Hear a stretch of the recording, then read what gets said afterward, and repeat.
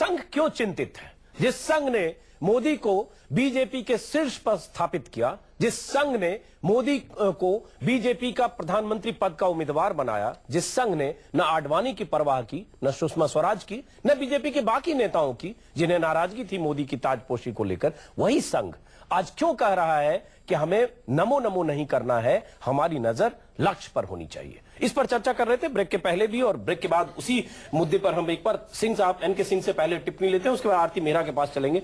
अभी भी हम समझने की कोशिश कर रहे हैं कि कहीं न कहीं मोदी की जो ब्रांडिंग हुई 2 महीने में, आप आडवाणी का दौर देखिए और वाजपेयी का दौर देखिए। 2009 जब आडवाणी थे, 2004 और उसके पहले, वो ऐसी स्थिति थी क्या जिस ढंग से मोदी को ब्रांड बनाया जा रहा है? उस समय अगर वाजपेयी थे तो साथ में आडवाणी दिखते थे। एक समय में त्रिमूर्ति भी था, अटल, आडवाणी, जोशी का दौर भी था। आडवाणी वाजपेयी के समय में वाजपेयी का अपना और एक प्रभाव मंडल जरूर था, एक उदारवादी नेता का, जिनका 35-40 साल 50 साल का राजनीतिक उनकी विरासत रही। लेकिन मोदी के मामले में लग रहा है बिल्कुल डिफरेंट किस्म की ब्रांडिंग। और एक बात और मैंने गौर किया है, मोदी की 25-30 रैलियों पर गौर करें, किसी रैली में वो ड्रेस सेम नहीं होता, जैकेट सेम नहीं होता, पूरे एक ब्रांड के तौर पर एस्टैब्लिश किया जा रहा है। ये बेचैनी है क्या? वो जो वेस्टर्न वो है कल्चर है, उसके हिसाब से वो अपना करते हैं और अपने एक्सपर्ट से वो बताते हैं कि क्या पहनना चाहिए, क्या नहीं पहनना चाहिए। मौसम स्थिति काल सापेक्ष होता है वो। देखिए, एक चीज समझनी पड़ेगी, आपको याद होगा मुझे एक बार आडवाणी जी ने कहा था कि मैं आज भी तरसता हूं कि ऐसी जैसी भाषण वाजपेयी जी देते हैं, मुझे उसका एक अंश भी मिल जाए। वो पूरी तरह से सरेंडर कर गए थे वाजपेयी जी के नेतृत्व में, और कहीं कोई कंफ्यूजन नहीं था। काफी दिनों तक हमने कवर किया वाजपेयी जी को, मोदी जी को। मुझे याद है कि पूरी तरह से वो सरेंडर कर चुके थे कि नहीं, वाजपेयी हमारे लीडर रहेंगे, कहीं कोई कंफ्यूजन नहीं है।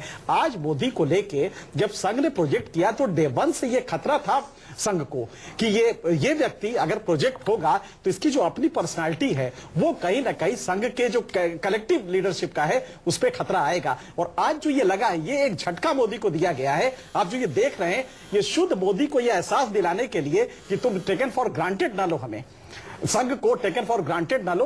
और यही वो मैसेज है मोदी के लिए। आप गौर कीजिए, अभी 2 दिन पहले रविशंकर ने मोदी के किताब का उद्घाटन किया। रामदेव मोदी के बगल में खड़े रहते हैं, पूरा प्रचार कर रहे हैं।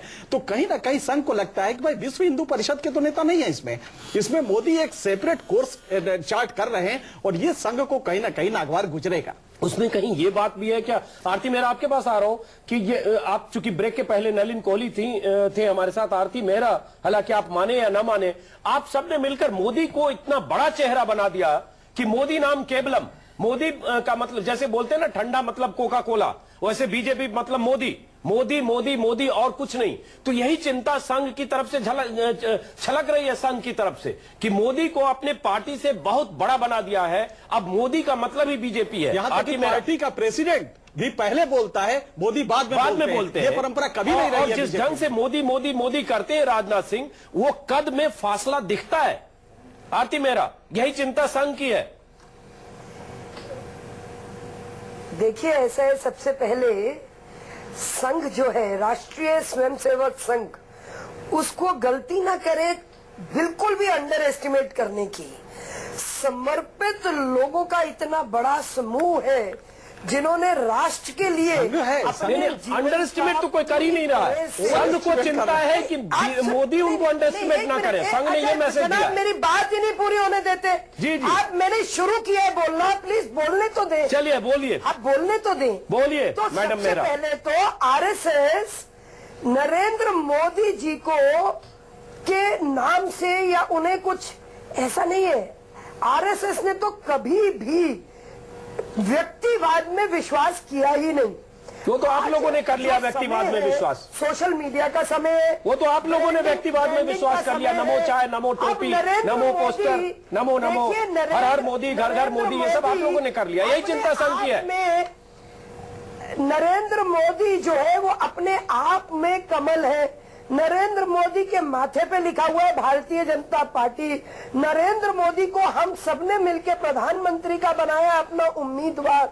उनकी नेतृत्व में, उनकी पॉपुलैरिटी में, उनकी कार्यशैली में, उनके विकास के मॉडल में हम। अच्छा चलिए, तो फिर मुझे ये बताइए कि संघ ने ऐसा क्यों कहा? आरती मेहरा, उम्मीद, आरती मेहरा, फिर संघ ने ये क्यों कहा?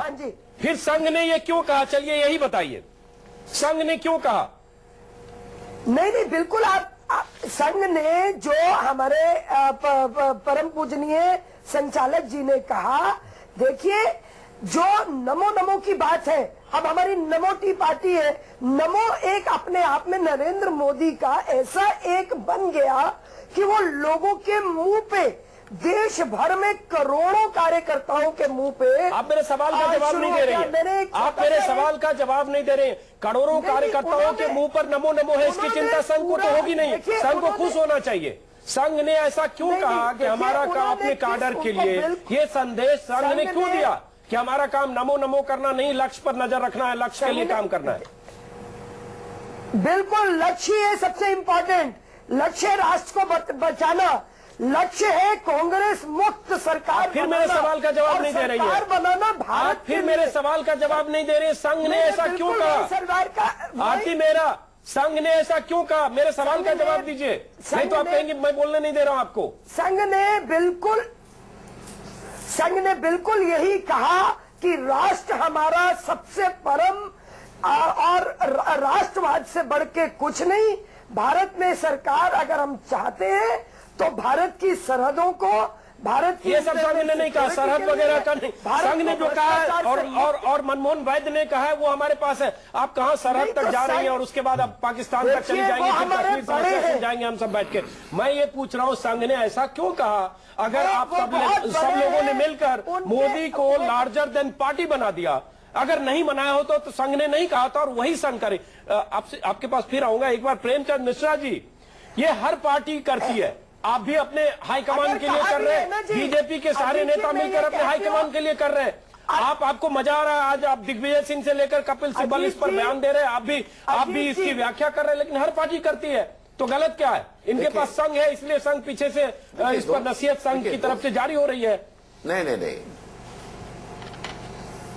देखिए दोनों में अंतर है अजीत जी।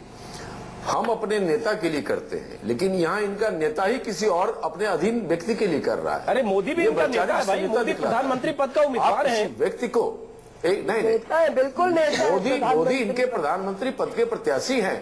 नेता, अरे सुनिए आरती जी, नेता इनके श्री राजनाथ सिंह जी हैं। यह क्लियर कर ले कि भाजपा का राष्ट्रीय अध्यक्ष नेता नहीं है पार्टी का, वो भी स्पष्ट कर दें कि नहीं, हमारी पार्टी का सबसे बड़ा नेता नरेंद्र मोदी है। उस डेफिनेशन पर आएंगे तो राहुल गांधी जब पार्टी में सिर्फ महासचिव थे या महासचिव नहीं थे, सिर्फ सांसद थे, तब भी राहुल गांधी की हैसियत बाकी पार्टी के सोनिया गांधी के बाद किसी से सबसे मजबूत स्थिति और सबसे आला कमान की स्थिति में राहुल गांधी थे। अजीत जी, पार्टी कांग्रेस के नेता, आज अजीत जी मिशन 272 का सवाल है, और उनके बाद संगठन में दूसरा नाम श्री राहुल गांधी जी का है। ये इसमें कोई ऐसी समस्या कहाँ है? लेकिन क्या उसके बाद कांग्रेस खत्म हो जाती है, आगे बैठाएं और सोनिया जी मनमोहन सिंह के पीछे रहे। प्रेमचंद जी, आप मत कहिएगा कि मैं फांसीवादी तरीके से हस्तक्षेप कर रहा हूँ। लीडर होता है। एक बात सुन लीजिए प्रेमचंद जी, सीताराम केसरी आपके प्रांत के नेता थे, कांग्रेस के अध्यक्ष थे, और जिस तरह से आपने अपने नेता को धक्का मारकर बाहर किया, यह तो कम्युनिस्ट पार्टियों में भी नहीं होता है। सीताराम केसरी के साथ आपने क्या, आप कहते हैं अध्यक्ष के साथ क्या बर्ताव होना चाहिए?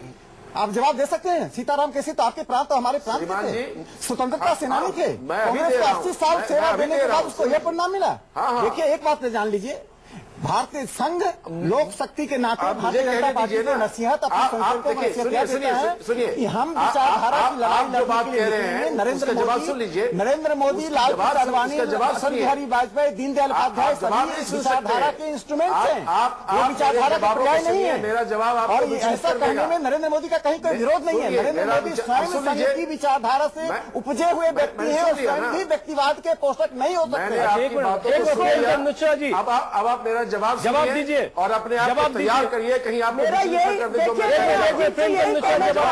लेकिन जब आप सीताराम केसरी का जिक्र करते हैं, आडवाणी को भूल जाते हैं कि पाकिस्तान से आए, जिन्ना के मजार पर कुछ अर्जी देकर, और दिल्ली आते ही आपने उनको बेदखल कर दिया। उस लाल कृष्ण आडवाणी को जो 80 में बीजेपी के स्थापना से लेकर और 51 में संघ के संस्थापकों में वैचारिक दलों में विचारधारा से यदि आप अलग हो जाए तो आप सोनिया गांधी की विचारधारा नहीं मिली, कांग्रेस की विचारधारा नहीं मिली सीताराम केसरी से। बेइज्जती सीताराम केसरी की गई और लाल कृष्ण आडवाणी जितने बेइज्जत हुए, लाल कृष्ण आडवाणी जितने दुखी हुए, माई कंट्री माई लाइफ, उन्होंने बायोग्राफी लिखी है, प्लीज पढ़ लीजिए। पन्ना भी बताओ किस पन्ने में लिखा, दृष्टिकोण का अंतर था। उनका दुख अपनी बायोग्राफी में व्यक्त हुआ। दुख स्वाभाविक और उसके बाद ताजपोशी में भी विरोध और असहमति प्रेमचंद मिश्रा और मोदी की ताजपोशी के समय उनका दुख इस्तीफे के रूप में व्यक्त हुआ, और एक बार नहीं 2 बार हुआ। प्रेमचंद मिश्रा जवाब दीजिए। प्रेमचंद मिश्रा, हाईकमान तो आपकी पार्टी में भी है। कृपया करेंगे तो 2-2 व्यक्ति, एक पार्टी के 2-2 आदमी बैठाए हुए हैं, इनको धैर्यपूर्वक कहिए, मेरी बात सुने, कहीं विचलित न हो जाए जो मैं कहने जा रहा हूं। जी। भारतीय जनता पार्टी ने जिस व्यक्ति को आज प्रधानमंत्री के तौर पे आगे किया है, क्या हरेन पांड्या से लेकर अगर हम स्टार्ट करें, केशुभाई पटेल से हम स्टार्ट करें, और आप देखें लाल कृष्ण आडवाणी जी की क्या हालत हो गई। जो लाल कृष्ण आडवाणी जी ने अटल जी के राजधर्म पालन करने के सलाह को न मानने के बावजूद नरेंद्र मोदी जी का समर्थन किया था, आज किस हालत में है। सुषमा जी किस हालत में है। सुनिए नहीं, ये गलत बात है। नहीं सुनिए, ये गलत बात है। देखिए लाल कृष्ण आडवाणी जी मेरी बारी है, आज भी मेरे सर्वोच्च नेता है। सुनिए ना, यही खराबी है भाजपा में, यही खराबी है। बात मत करिए, भाजपा में यही खराबी है। आप लोग आलोचना नहीं सुनते हैं, शुरू होती है और वहीं पे खत्म हो जाती है। अरे सुनिए, आलोचनाओं को बर्दाश्त करिए, आलोचनाओं को बर्दाश्त करिए। आपकी बातों को सुना है। राकेश जी ने उल्लेख किया, 1 मिनट, सीताराम केसरी जी का आपने उल्लेख किया। सीताराम केसरी को कांग्रेस का अध्यक्ष कांग्रेस कार्य समिति ने बनाया।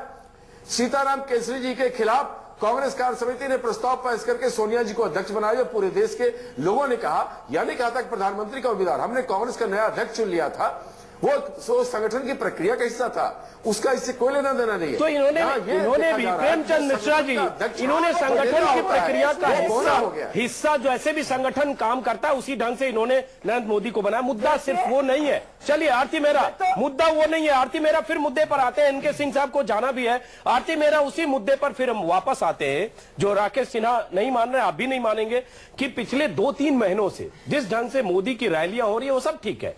एक चाय स्टॉल की बात आई, कांग्रेस की तरफ से बयान आया, नरेश अग्रवाल ने पहले हमला किया, फिर मणिशंकर अय्यर ने कहा, और उसके बाद आपने उस चाय वाले बयान को सामने रखकर मोदी की ब्रांडिंग एक ऐसी की कि पूरे देश में चाय पर चर्चा हो रही है, चाय पर चौपाल हो रही है। 5 रुपए कप की चाय पर करोड़ों रुपए आपने खर्च कर दिए, और उसको इवेंट बनाने में पता नहीं कितने करोड़ खर्च कर दिए।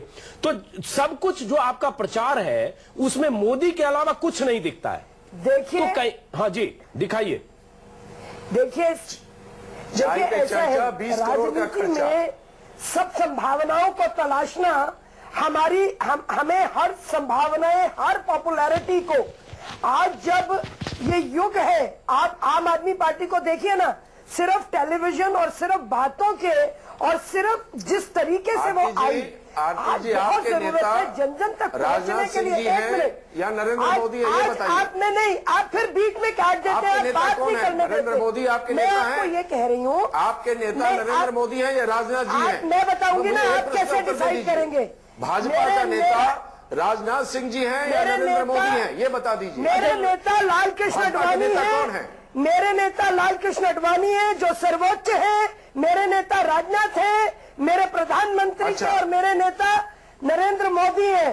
और हमारे पिता तुल्य मोहन भागवत जी को हमें कोई भी नसीहत देने का अधिकार है, और हर नसीहत को हम बड़ी अच्छी तरह से अपने में लेंगे।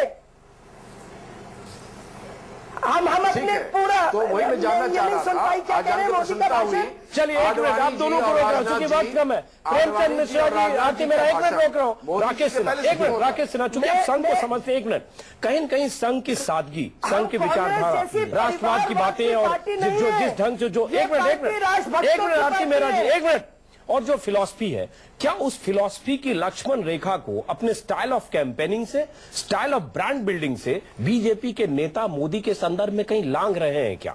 देखिए, मुझे इसमें दो तीन बातें लगती हैं। एक बात तो यह है कि नरेंद्र मोदी आज की आवश्यकता है भारतीय जनता पार्टी की भी और देश की आवश्यकता बन गया है, और आरएसएस की भी। इस तथ्य को संघ ने भी स्वीकार किया है और हम सब परिवार स्वीकार किए हैं कि नरेंद्र मोदी को प्रधानमंत्री बनाना, चूंकि वही देश में सबसे लोकप्रिय है। एक दूसरी बात है, जहां तक राजनाथ जी की बात उठा रहे राष्ट्रीय अध्यक्ष हैं, देखिए कलेक्टिवली उनको स्वीकार किया गया है और आज हम जिन ताकतों से लड़ रहे हैं, हम अभिमन्यु बनकर नहीं रहना चाहते चक्रव्यूह में फंसकर, हम अर्जुन बनकर निकलना चाहते हैं और नरेंद्र मोदी को यह अभिमन्यु बनाना चाहते हैं। दो, तीसरी बात मैं कहना चाहूँ, जो आपने बहुत महत्वपूर्ण सवाल उठाया है। देखिए, संघ एक सांस्कृतिक संगठन, लेकिन झाल मंजीरा बजाने वाला संगठन नहीं है। वो पर्दे के पीछे से कठपुतली की तरह बीजेपी को नेताओं को नचाने वाला संगठन। हमारा लक्ष्य है कि कोई नक्सली, बीजेपी अध्यक्ष चाहे यहाँ झंडेवालान में जाते हो चाहे नागपुर जाते हो, जब तक मत्थे नहीं टेकते तब तक। अजीत जी, मैं उससे ज्यादा बड़ी बात कर रहा हूँ कि हमारा लक्ष्य है, जो दत्तोपंत ठेंगड़ी ने लिखा है, यदि नक्सलाइट भी कोई प्रधानमंत्री हो जाए, हमारी ताकत इतनी हो कि हरिद्वार होना है। देखिए, संघ अपने तरीके से संगठन कर रहा है और संघ का काम है, संघ और भारतीय जनता पार्टी का संबंध कांग्रेस और सेवा दल का संबंध नहीं है।